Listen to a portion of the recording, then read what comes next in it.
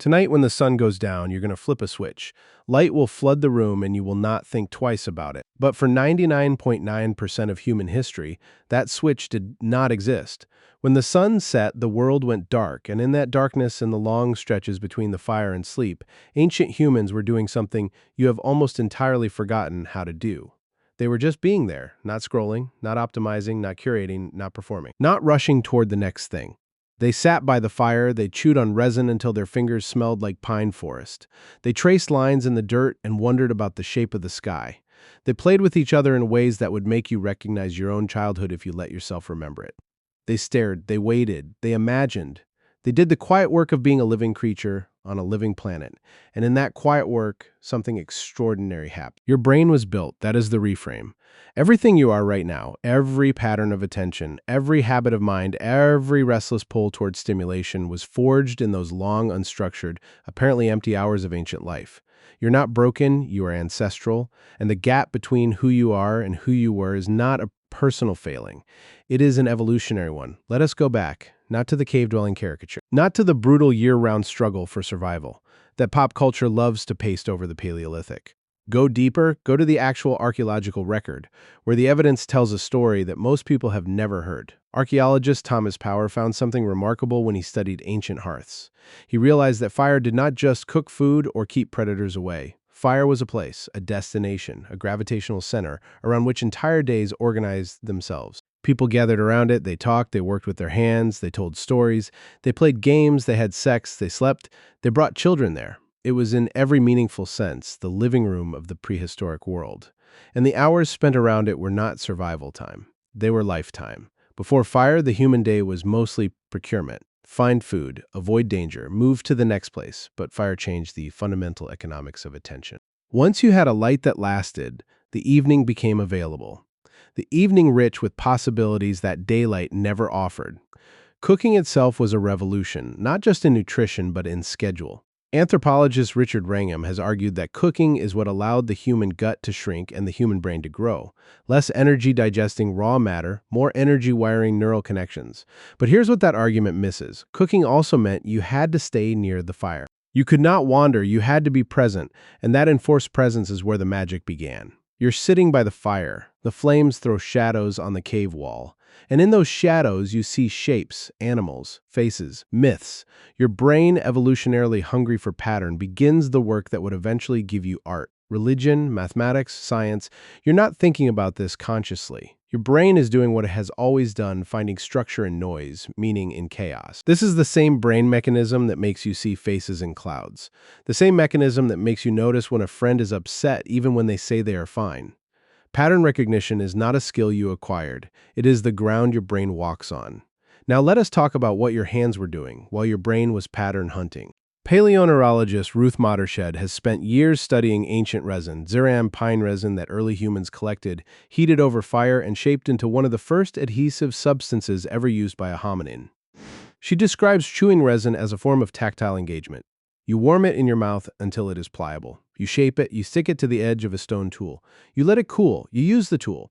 The whole process takes time, multiple evenings. Maybe it is not urgent. It is not survival critical in the moment, but it does something to the brain that survival critical work never does.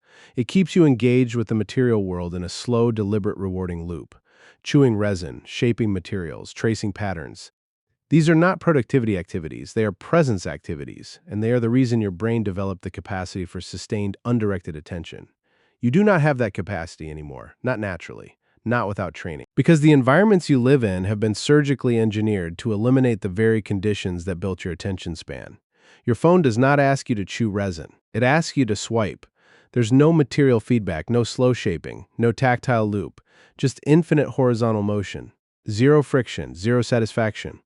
Your brain, which evolved to find satisfaction in slow engagement with the physical world, has no protocol for this. So it does what brains always do in novel environments. It seeks more of the thing that feels like progress, even when it is doing nothing at all. This is why you pick up your phone and lose 40 minutes. It is not a moral failure. It is a mismatch between ancient circuitry and modern design. Your brain expects the evening to feel like a firelit cave with a piece of resin in your hand. Instead, it gets a blue rectangle with no texture, no weight, no endpoint. So it keeps swiping, looking for the payoff that used to come from simply staying present in a place where the world was slow enough to notice. Let us go back one more time, because the ancient day was not just about fire and resin and shadow watching. It was about play, real play.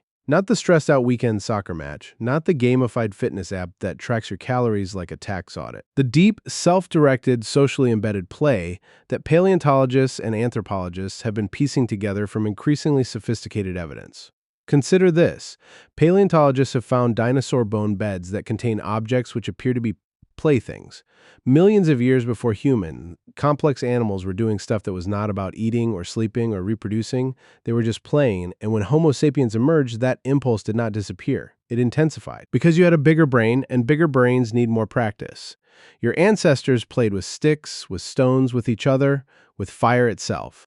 They chased each other, they made noises, they created pretend scenarios, they told jokes, and there's growing evidence that humor evolved as a social bonding mechanism in prehistoric groups, a way to test boundaries and build trust without physical conflict. Play researcher Stuart Brown has documented that play is not a luxury. It is a biological necessity. Without it, animals, including humans, develop anxiety, rigid thinking, and social dysfunction. But ancient play was different from modern play. Modern play is often scheduled, measured, optimized. Ancient play was open-ended. It had no score, no clock, no coach. It just was. And that open-endedness is exactly what made it so powerful for brain development. When you play without an endpoint, your brain explores possibilities it would never consider when focused on a goal. This is the cognitive space where creativity lives, where you make connections between things that have nothing to do with each other, where you have the thoughts that change your life. Think about the last time you had a genuinely original idea. Chances are it did not happen while you were actively trying to solve a problem. It happened in the shower or on a walk, or while staring out a window. Your brain needed that unstructured space. It always has. The ancient humans who spent hours in exactly that state of unfocused openness were not wasting time.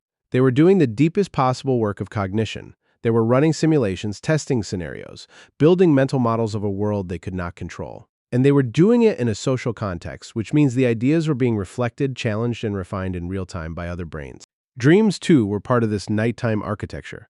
Anthropologist David Fowlkes, who pioneered sleep cognition research, showed that dreaming is not random neural static.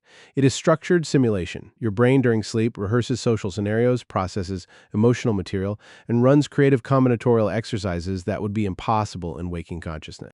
Ancient humans, sleeping in caves beside fires, surrounded by tribe members, dreaming in community, their dreams were likely more socially integrated, more narratively rich, more emotionally processed than the isolated, digitally overstimulated sleep of most modern humans. The quality of their inner life was shaped by the quality of their outer stillness. Now here's the twist, the part that completely reframes how you think about your own daily routine. All of this activity, the fire sitting, the resin chewing, the play, the dreaming, the shadow watching, all of it looks like laziness from a productivity perspective. It produces no measurable output, no monetizable skill, no quantifiable progress. From the outside, it looks like nothing is happening. But from the inside, everything was happening. Your entire cognitive architecture, your capacity for attention, for creativity, for empathy, for the quiet sense of meaning that keeps you from falling apart. When life gets hard, was built during those hours that look like nothing. You spend your evenings trying to optimize them, watching one more video, browsing one more feed, organizing one more spreadsheet, productivity porn that makes you feel busy without actually producing anything meaningful, and you feel empty afterward. Not because you're lazy, because you're doing the opposite of what your brain actually needs. Your brain needs the resin, not the literal resin. The feeling resin gives you the slow, tactile, open-ended engagement with something that has no deadline. Something you do because doing it is enough. When you cook a meal slowly because you enjoy the process. When you walk without a podcast because the walking is the point. When you sit with a friend and say nothing for 10 minutes and it feels perfectly fine. These are modern resins, they do the same work. They reconnect you to the cognitive environment your brain evolved in. And when you starve yourself of them, your brain does not get lazy. It gets anxious, restless, fragmented. It scours the environment for any source of stimulation, because stimulation is the only thing that stands in for the presence it actually craves. There's a study from the University of Denmark that studied what happens when people are given extended periods of unstructured time with no agenda. The researcher behind it, Dr. Nora Breckenkamp, found that most people experience what she called presence withdrawal, a mild but persistent anxiety that resolved only when the person stopped trying to fill the time and simply let it be empty. The anxiety was not a flaw. It was an adjustment symptom. Like someone moving from a loud city to a quiet town and hearing their own heartbeat for the first week. After a while, the quiet stopped feeling strange. It started feeling like home. Ancient humans lived in that quiet their entire lives. Their brains did not develop the anxiety because they never knew anything different. Their nervous systems were calibrated to empty time. Their sense of self was not built on achievement but on belonging to a place, to a group, to the rhythm of day and season. You lost that calibration, not through choice, through environmental shift.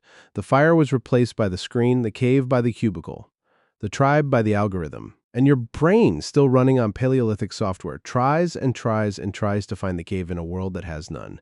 So what do? You do not move to a cave. You do not buy a piece of resin and declare victory. You do something much harder and much more rewarding. You create micro caves throughout your day. Small pockets of unstructured, unoptimized, screen-free presence. You sit with a cup of tea and do absolutely nothing for 10 minutes. You walk without a destination and let your eyes do what they evolved to do. Scan, track, notice, drift. You look at the sky the way your ancestors looked at the sky, not as weather data, but as a slow-moving painting. You make something with your hands that will never be sold or posted or measured. You let your mind wander the way it wandered around the fire, following threads without a map. These are not productivity hacks. They are the opposite of hacks, they are recoveries. You're recovering something your ancestors had naturally and you lost through environmental change. The capacity to be present in empty time without feeling the need to fill it. The ability to find satisfaction in process rather than outcome. The deep wordless sense that you're exactly where you're supposed to be. Doing exactly what you're supposed to be doing with no justification required. Tonight, when the sun goes down, you're going to flip a switch. Light will flood the room and you will not think twice about it. But before you do, maybe pause for just a moment. Notice the shadow your hand throws on the wall. Notice the quiet hum of the house settling around you. Notice the vast, unstructured evening that opens up in front of you, not as a void to be filled, but as a cave to enter. A fire to sit by, a piece of resin to chew, a place to simply be exactly as you are, exactly where you have always belonged. 9,000 generations of your ancestors spent their evenings doing nothing, and in that nothing, they built you. Everything you can become was forged in the long, quiet hours between the fire and sleep. You do not need to optimize that quiet, you need to remember it.